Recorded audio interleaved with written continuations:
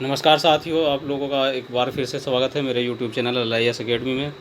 Friends, मैं आज आप लोगों को दिसंबर 2013 library science UGC net JRF परीक्षा का थर्ड पेपर करा रहा हूं और शुरुआत करते हैं। आप दोस्तों, अगर आपने मेरा चैनल सब्सक्राइब नहीं किया तो प्लीज़ सब्सक्राइब करें और अंत तक वीडियो को ज़रूर देखें। उपयोगी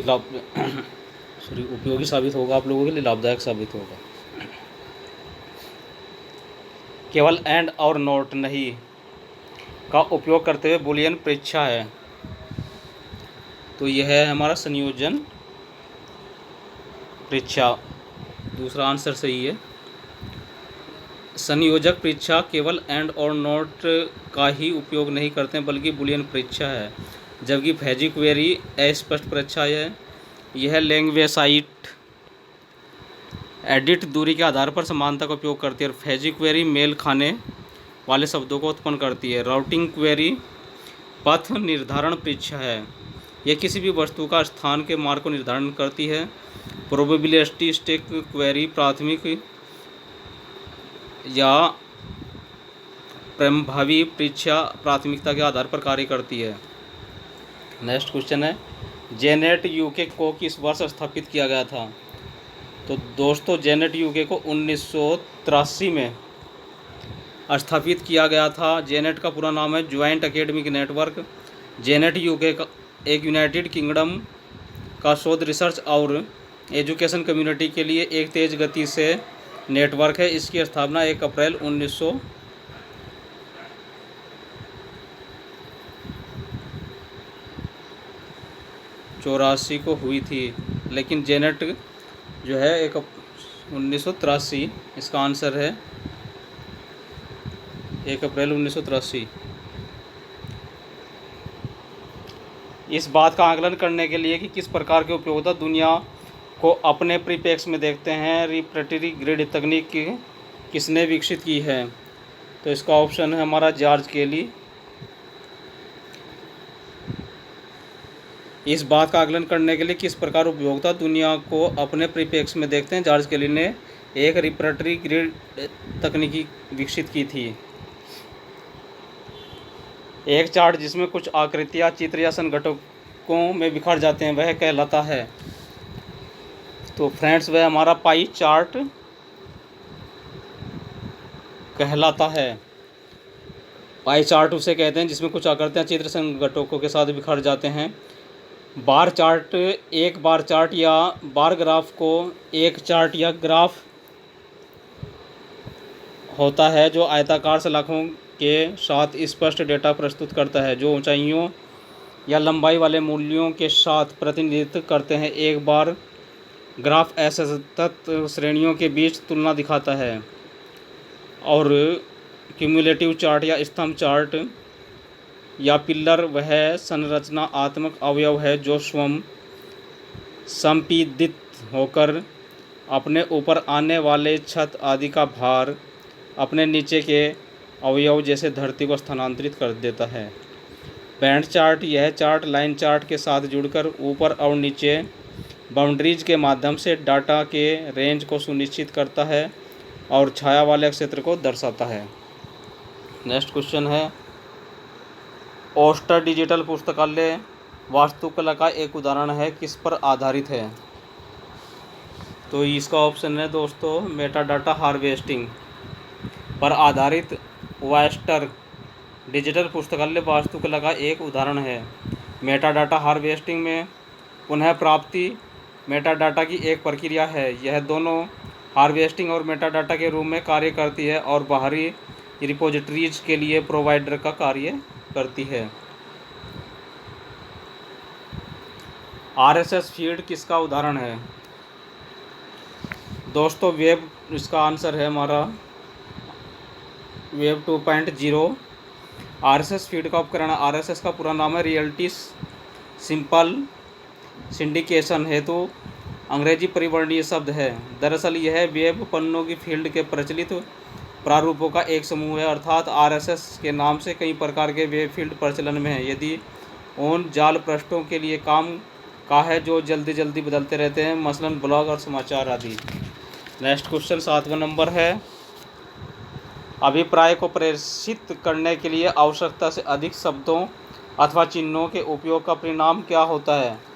तो दोस्तों इसका आंसर है पादिक्य दोष। थर्ड ऑप्शन सही है। पादिक्य दोष से अभिप्राय को प्रेषित करने के लिए आवश्यकता से ज़्यादा शब्दों अथवा चिन्हों को उपयोग में परिणाम होता है, जबकि कुशलता, यथार्थता और सुस्पष्टता इसके परिणाम कम शब्दों में सही और स्पष्ट होते हैं। अगला प्रश्न करते हैं फ्रेंड्स। प्रत्येक अर्जित व्यक्ति पुस्तक जिसके शीर्ष पृष्ठ के पश्च भाग पर एक रबर मोहर अंकित की जाती है, जिस पर रिकॉर्ड तथा प्रक्रियाकरण की जानकारी दी जाती है, वह कहलाती है। तो दोस्तों वह हमारी परिग्रहण मोहर कहलाती है, यानी कि एक्सेशन स्टैम्प, जिसके द्वारा प्रत्येक अर्जित व्यक्ति पुस्तक के शीर्ष पृष्ठ के प्रश्न भाग पर एक रबर मोहर अंकित की जाती है। अब बुक स्टैम्प क्या होता है? जब पुस्तक यूजर के उपयोगार्थ हो जाती है, इस स्टैम्प को लगाया जाता है। प्रोसेस स्टाम्प या सक्रियण मोहर पुस्तकालय में आई हुई किताब का सेक्शन बाय सेक्शन कार्य किया जाता है, तब उपयोग की जाती है। डेट स्टैम्प, जब हम बुक प्राप्त करते हैं तब डेट स्टैम्प को लगाते हैं। ऑन्टोलॉजी का क्या अर्थ है? तो दोस्तों इसका आंसर है 3 इंटरनेट पर आधारित प्रलेखों का वर्गीकरण है। ऑन्टोलॉजी या सत्य मीमांसा अध्ययन क्षेत्र। परंपरागत रूप से यह तत्व मीमांसा नामक दर्शन शाखा का भाग है। प्रलेखन सेवा एक प्रकार की प्रत्यक्ष सेवा है, जिसमें किताबों तथा अन्य संदर्भ सेवाओं के माध्यम से सेवा प्रदान की जाती है। अनुक्रमणीकरण प्रणाली में किसी भी विषय की खोज के लिए एक इंडेक्स बनाया जाता है, जिसे उस विषय को आसानी से प्राप्त किया जा सके। नेक्स्ट क्वेश्चन करते हैं। कॉलन वर्गीकरण में अंकन 4 रोग विज्ञान, रोग, परिवहन, संकर इत्यादि के लिए प्रयोग में कौन सा स्मृति सहायक प्रयोग किया जाता है? दोस्तों इसका आंसर है मैस्लिन मौलिक। स्मृति सहायक का कॉलन वर्गीकरण में अंकन 4 रोग विज्ञान, रोग, परिवहन, संकर आदि के लिए प्रयोग में करते हैं। नेक्स्ट क्वेश्चन करते हैं हमारा 11वां। समानता के किस माप में प्रलेख की समानता को इस तरह समायोजित किया जाता है कि प्रलेख को अपने से समानता 1 के बराबर होती है? इसका आंसर हमारा है सामान्यीकृत सामान्यता माप।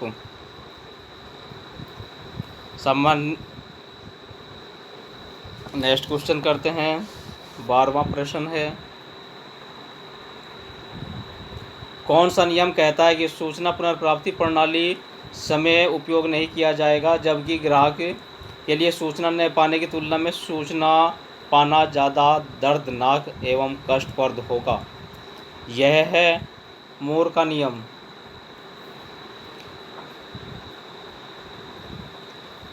तीन इंपीरियल लॉ हैं। लोकटालियम की फुल फॉर्म होती है law of scientific productivity, Bradford's law, law of scattering of scientific papers और Zipf's law of frequency.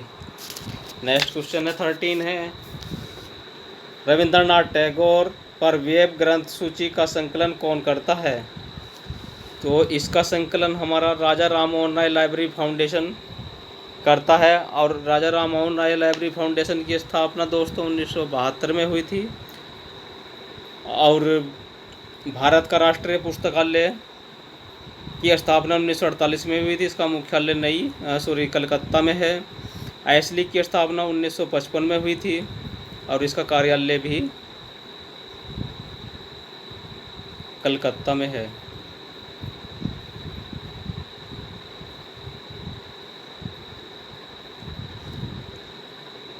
Next question है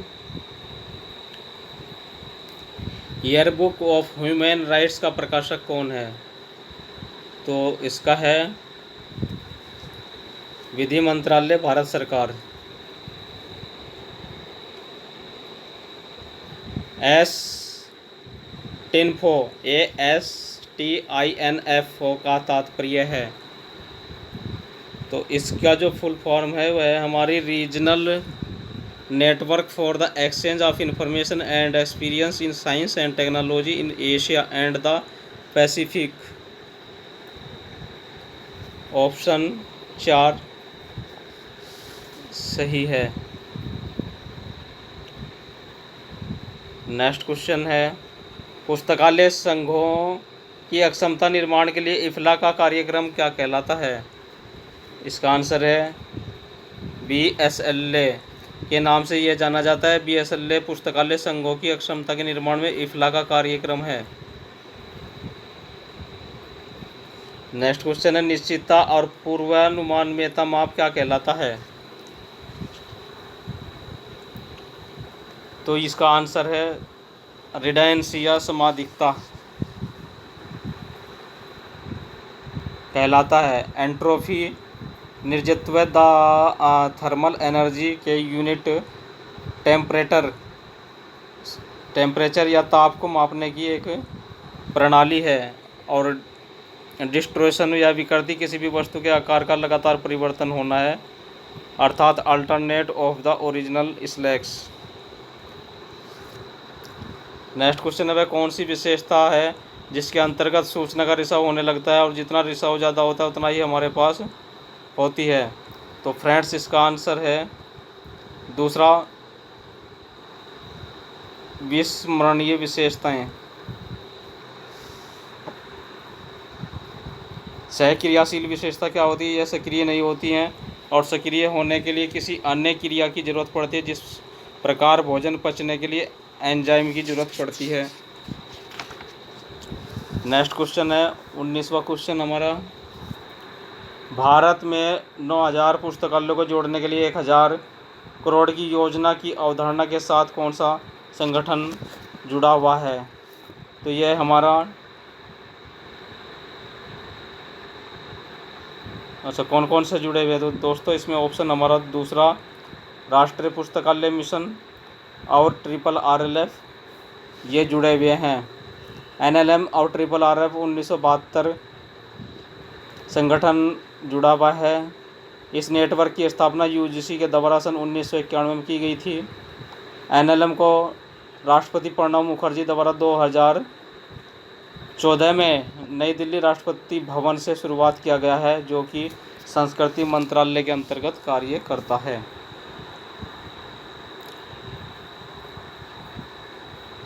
ISI वेब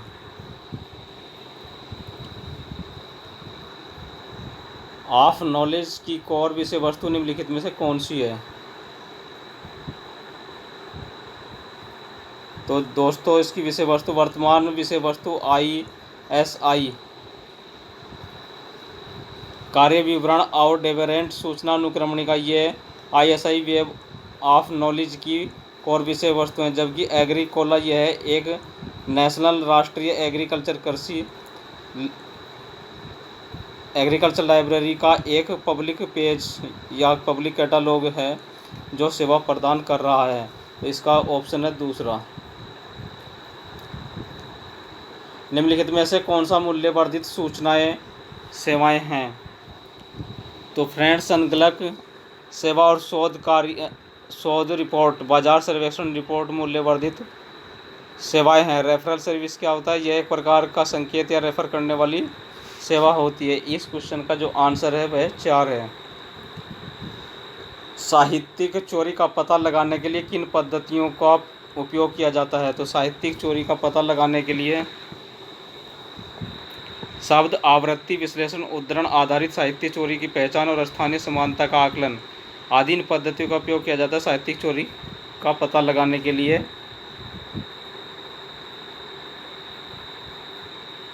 ऑप्शन दूसरा सही है।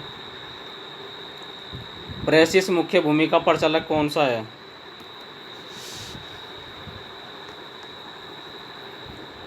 की सिस्टम है, एक्शन और क्रियात्मक निष्पादक ये हैं। प्रेसिस की फुल फॉर्म होती है प्रिजर्व्ड कॉन्टेक्स्ट इंडेक्सिंग सिस्टम। इसका विकास डेरिक आइंस्टीन के द्वारा 1968 में किया गया था। नेक्स्ट क्वेश्चन है, पुस्तकालय में RFID प्रौद्योगिकी के कौन कौन से लाभ हैं?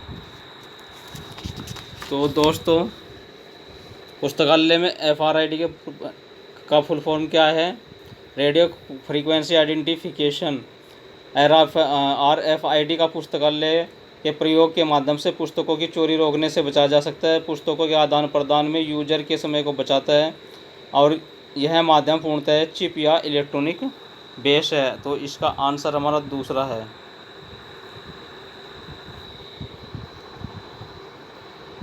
निम्नलिखित में से कौन सा परिवर्तन प्रबंध मॉडल नहीं है? तो फ्रेंड्स, लासवेल मॉडल तथा एपिडिक मॉडल परिवर्तन प्रबंधन मॉडल नहीं है, जबकि कार्ट लेविन मॉडल और बियर मॉडल परिवर्तन प्रबंधन मॉडल हैं। लासवेल का मॉडल जो है यह मॉडल संचार के लिए जाना जाता है। एपिडिक मॉडल यह आकार का साइंस मॉडल है। इस क्वेश्चन का आंसर 3 है। निम्नलिखित में से कौन से अंतर्राष्ट्रीय सहकारी सीरियल नियंत्रण के कार्यक्रम हैं? तो कॉन्सर और सरलाइन अंतर्राष्ट्रीय सहकारी सीरियल नियंत्रण के कार्यक्रम में बिबको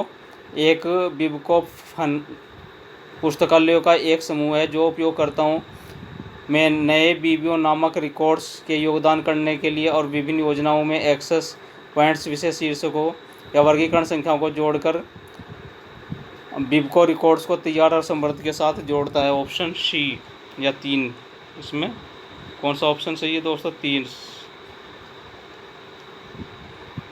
तीसरा ऑप्शन सही है। निम्नलिखित में से कौन से वेब पर औपचारिक संप्रेषण को सुगम बनाते हैं?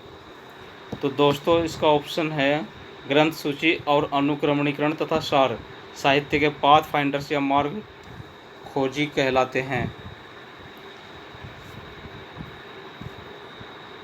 सॉरी, 28वां क्वेश्चन है ये। इसका ऑप्शन दोस्तों चौथा सही है।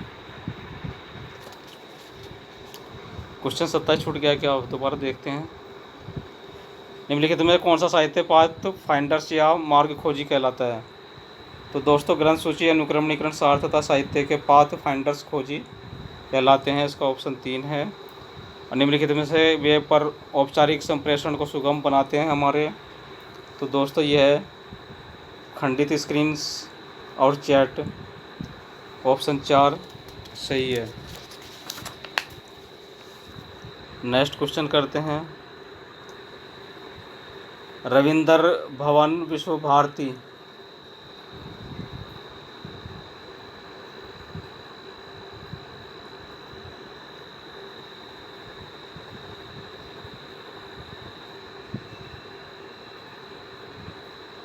रविंद्र भवन विश्व भारती संकलन के डिजिटीकरण के लिए कौन जुड़ा हुआ है?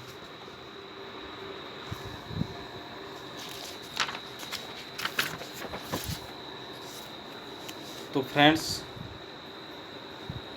इसमें डिजिटलीकरण के लिए जो जुड़े हुए हैं वह हमारे RRLF और CDAC जुड़े हुए हैं। RRLF राजा राम ऑनलाइन लाइब्रेरी फाउंडेशन है। NIC की full form national informatics centre है। रविंद्र भवन विश्व भारती के संकलन के डिजिटलीकरण के साथ जुड़े हुए हैं। RRLF की स्थापना फ्रेंड्स 1972 में हुई थी, है ना, और NIC की स्थापना 1976 में हुई थी। CDAC का तात्पर्य होता है दोस्तों centre for development advancement in computing. इसकी स्थापना 1988 में हुई थी। यह ministry of electronics and information technology के अंतर्गत कार्य करता है। नेक्स्ट क्वेश्चन, निम्नलिखित में से इस्कोनल सप्त स्तंभ मॉडल हैं? तो इसका ऑप्शन है फ्रेंड्स सूचना की आवश्यकता की पहचान, सूचना का स्थान निर्धारण और अभिगम, सूचना की तुलना, मूल्यांकन इस्कोनल के सप्त स्तंभ हैं। ऑप्शन इसका दूसरा।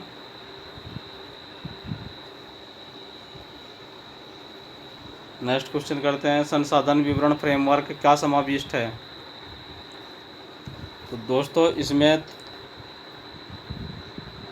थ्रेड, प्रकथन और पदार्थ संसाधन विवरण फ्रेमवर्क में समाविष्ट हैं। ऑप्शन दूसरा सही है। टी क्यू एम में अधोलिखित घटकों को उनके अनुक्रम में व्यवस्थित कीजिए। तो इसका ऑप्शन चौथा सही है। पहले आएगा मानव क्रिया का मानकीकरण, फिर आएगा गुणवत्ता प्रबंधन की प्रक्रियाएं, उसके बाद आएगा आंतरिक संगठन में सुधार और लास्ट में आएगा मानव प्रबंधन का विकास। नेक्स्ट क्वेश्चन करते हैं। निम्नलिखित को उनके स्थापित वर्ष के अनुसार व्यवस्थित कीजिए। तो दोस्तों इसका ऑप्शन दूसरा है।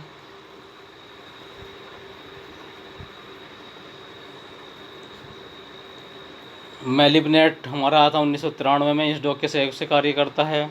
और एडीनेट गुजरात लाइब्रेरी नेटवर्क 1994 में निषाद के सहयोग से है। सरनेट 1986 का है। सरनेट का फुल फॉर्म है scientific and industrial research network. Question number 39 है। निम्नलिखित को उनके स्थापना वर्ष के अनुसार व्यवस्थित कीजिए। तो फ्रेंड्स क्यूमुलेटिव बुक इंडेक्स 1898 का है। बुक्स इन प्रिंट 1872 का है। ब्रिटिश नेशनल बिब्लियोग्राफी 1950 का है। और इंडियन नेशनल बिब्लियोग्राफी 1958 का है। इसका जो ऑप्शन है वह दूसरा सही है। निम्नलिखित को उनके स्तर के अनुसार व्यवस्थित कीजिए। तो इसका जो स्तर है वह है सामान्य आदर्श परख सिद्धांत 1930 का है। ग्रंथालय विज्ञान के सूत्र 1931 का है। सूचीकरण के उपसूत्र 1938 का और सूचीकरण के सिद्धांत 1961 का है। इसमें जो सही ऑप्शन है वह हमारा चौथा ऑप्शन सही ऑप्शन है। निम्नलिखित को उनके उपागम के अनुसार व्यवस्थित कीजिए। तो फ्रेंड्स डिजर्टेशन एब्स्ट्रैक्ट इंटरनेशनल 1938 का है। लिसा का फुल फॉर्म है लाइब्रेरी साइंस इंफॉर्मेशन एब्स्ट्रैक्ट। और इंडियन साइंस एब्स्ट्रैक्ट 1965 का है, सन 2000 से ऑनलाइन उपलब्ध है। और Indian library information science abstract यह 1969 का है। इसका जो सही ऑप्शन है वह हमारा तीसरा ऑप्शन सही है। निम्नलिखित को उनके उद्गम अनुसार लिखिए। तो फ्रेंड्स यूनिसिस्ट हमारा 1971 का है। यूनिसिस्ट की फुल फॉर्म है United nation international scientific information system. और इनिस 1970 का है, यह है इंटरनेशनल न्यूक्लियर इंफॉर्मेशन सिस्टम है। NATIS the national information system 1973 का है। AGRIS the international information system for agricultural science and technology यह 1974 का है। इसका बी ऑप्शन सही है, यानी कि दूसरा ऑप्शन सही है। और फ्रेंड्स इस 43 से कल कराऊंगा मैं ये क्वेश्चन आपको। वीडियो ज़्यादा लंबी हो जाएगी तो प्लीज़ कमेंट्स करके बताइए कैसा रहा। लाइक शेयर ज़रूर करिए और अपने दोस्तों को शेयर करिए फ्रेंड्स, ताकि सभी लोगों का कुछ ना कुछ इन्फॉर्मेशन लेकर के भला हो सके। आप लोगों का धन्यवाद।